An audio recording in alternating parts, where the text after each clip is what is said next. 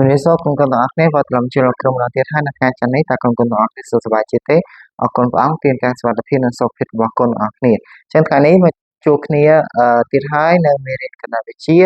យើងរៀនអំពីមេរៀនទី1ចំនួនចឹងមេរៀនទី1ចំនួនចឹងគុំចងចាំថាថ្ងៃនេះយើងរៀនមេរៀនចំនួនប៉ុន្តែគោលបំណងរបស់គ្រូគឺចង់ឲ្យកូនចេះបង្កត់ចំនួនត្រឹមខ្ទង់មើលចឹងអ្វីដែលកូនត្រឡប់ទៅផ្ទះវិញគឺកូនអាចប្រកួតចំនួនត្រឹមខ្ទង់មើលបានចឹងដើម្បីប្រកួតចំនួនត្រឹមខ្ទង់មើលបានកូនត្រូវពិនិត្យមើលខ្ទង់ពាន់ដើម្បីប្រកួតខ្ទង់មើលកូនត្រូវមើលខ្ទង់ពាន់អញ្ចឹង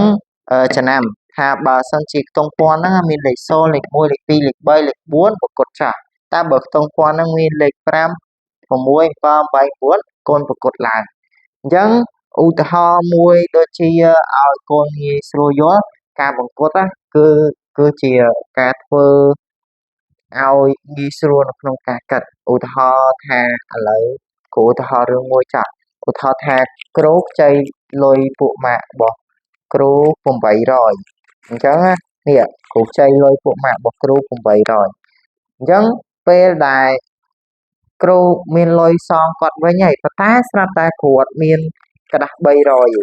ស្រាប់តែគ្រូអត់មានឯក្តាស់300ហ្នឹងគឺគ្រូមានតែក្តាស់1000និងក្តាស់500អញ្ចឹងគ្រូចាប់គាត់តែ800ឯងអញ្ចឹងកូនគិតមើលថាគ្រូគួរតែឲ្យគាត់500ឬក៏ឲ្យគាត់1000អញ្ចឹងនៅក្នុងសង្គមជាក់ស្ដែងគេអត់ឲ្យយើងសងគេខាតទេអញ្ចឹងគេច្បាស់ជាយកចំណេញហើយគេនឹងយក1000អញ្ចឹងគឺការបង្កត់គឺបែបហ្នឹងគឺធ្វើឲ្យយើងពេលដែលយើងទៅរកស៊ីនៅខាងក្រៅឬក៏យើងលក់ដូរនៅខាងក្រៅដូចគ្នាដែរយើងនឹងប្រកត់វាឡើងឲ្យគ្រប់1000តែម្ដងតំណែងខ្លះអ្នកលក់ខ្វះ100 200អញ្ចឹងគឺគាត់ប្រកត់ឲ្យគ្រប់1000តែម្ដងឬក៏គ្រប់ចំនួនត្រឹមតែម្ដងដើម្បីឲ្យងាយស្រួលក្នុងការកាត់អញ្ចឹងដូចគ្នានេះដែរបើសិនជាយើងចាប់គេ800យើងត្រូវយកទៅសងគេខំ800គេអត់យកឯងទៅយក1000ទៅឲ្យគេបានគេយកអញ្ចឹងអានេះគ្រាន់តែជាឧទាហរណ៍ដើម្បីឲ្យកូនងាយយល់ទេថាពេលដែលយើងរកលក់ដូរឬក៏អីគឺត្រូវការចេះបង្កត់នឹងឯងអញ្ចឹងវាងាយស្រួលនៅក្នុងការដែលយើងរកស៊ី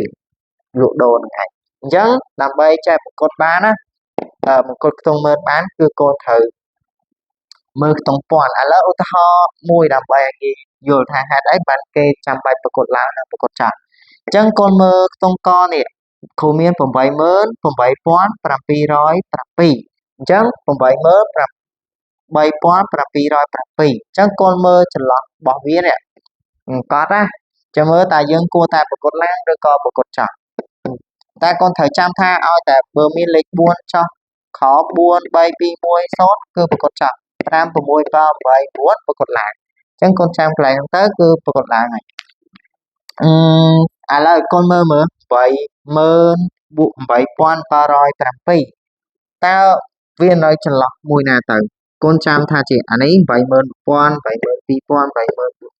80000 3000 4000 85000 86000 87000 88000អញ្ចឹង88000ណាវាចន្លោះនេះអញ្ចឹងវាប្រហែលជាគៀក89000អញ្ចឹងនៅចន្លោះហ្នឹងអញ្ចឹងកន្លែងនេះគ្រូគួរណាវានៅចន្លោះ80000វាចិត្ត89000អញ្ចឹងកន្លែងនេះគឺជាតម្លៃនេះគឺជាតម្លៃ88707កូនមើលនៅចិត្តវានៅគៀកនឹង90000ណាមែនអត់អញ្ចឹងបើនៅក្នុងឧទាហរណ៍របស់គ្រូច្បាស់ជាទាញ90000យកទៅឲ្យគេអញ្ចឹង88000គេវាពិបាកគិតបាក់អាប់អញ្ចឹងគេប្រកត់តាម90000តែម្ដងអញ្ចឹងអានេះគឺកូនត្រូវឲ្យតែវានៅគៀក90000ហើយនឹង80000កូនមើលវាមានកម្រិតខុសគ្នាឆ្ងាយអត់អានេះវាចិត្តជាងអញ្ចឹងយើងប្រកត់ទៅអាចិត្តទៅដូចជាផ្លូវអញ្ចឹងផ្លូវចិត្តហើយនឹងផ្លូវឆ្ងាយកូនជិះមួយណាច្បាស់ទៅជិះផ្លូវចិត្តហើយអញ្ចឹងអានេះចិត្តជាងស្រួលជាងប្រកត់វាឡើងទៅ90000តែអញ្ចឹង88707វាគឺមានតម្លៃប្រហែលវាអត់ស្មើទេវាប្រហែលនឹង90000 Chân chùm lại bỏ vía tôi khơi và hai phần buồn mờ chân hẳn ấy cứ chỉ ca và cốt chân à lỡ dương mơ tờ đồng lại mùi tiệt dương mơ tờ đồng lại khó cứ miền buồn mơ này buồn mơ pram pon bát sập pi chân con rò mơ mơ anh ấy đồng lại bỏ vía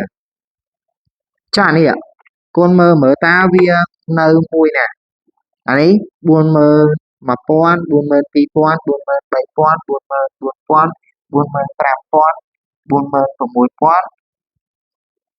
khô hay cứ buồn mơ pram pon và tai buồn mơ pram pon ba sập pí vi kia